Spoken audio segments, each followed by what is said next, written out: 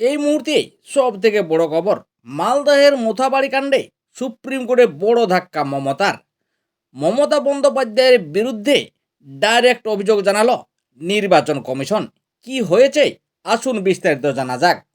গত সোমবার সুপ্রিম কোর্টে মোথাবাড়ি কাণ্ডের প্রাথমিক রিপোর্ট জমাতেই কেন্দ্রীয় তদন্তকারী সংস্থা এনআইএ। তবে এদিন শুনানির শুরুতেই মোথাবাড়ির কাণ্ডের কথা উল্লেখ করে তৃণমূল নেত্রী মমতা বন্দ্যোপাধ্যায়ের বিরুদ্ধে আদালতের নালিশ করে নির্বাচন কমিশন এবং মমতা বন্দ্যোপাধ্যায়ের একটি ভিডিও ক্লিপসও আদালতে জমা দেন কমিশনের আইনজীবী ডিএস নাইডু।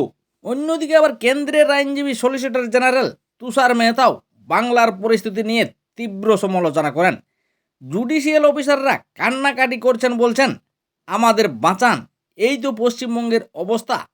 এরপরেই সুপ্রিম কোর্টের বিচারপতি স্পষ্ট জানায়, রাজ্য প্রশাসন কাজ না করলে কি করতে হয় আমি ভালোভাবে জানি।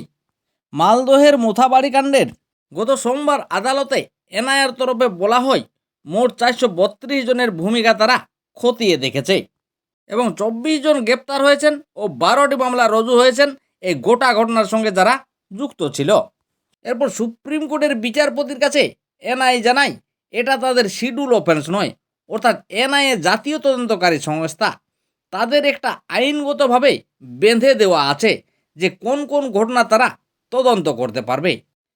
সেই শিডিউল অফেন্সের আওতায় এই ঘটনা পড়ছে না, এটা এনআইএর তরফের বক্তব্যে জানানো হয় সুপ্রিম কোর্টকে। তখন সুপ্রিম কোর্টের মাননীয় বিচারপতিরা, বিশেষ করে প্রধান বিচারপতি বলেন, আমরা যখন বলছি তখন আপনাদের অসুবিধা কোথায়? শেষমেশ সুপ্রিম কোর্ট পরিষ্কার জানিয়ে দেয় এই যে 12টা এফআইআর, এই 12টা মামলার তদন্ত করবে এনআইএ।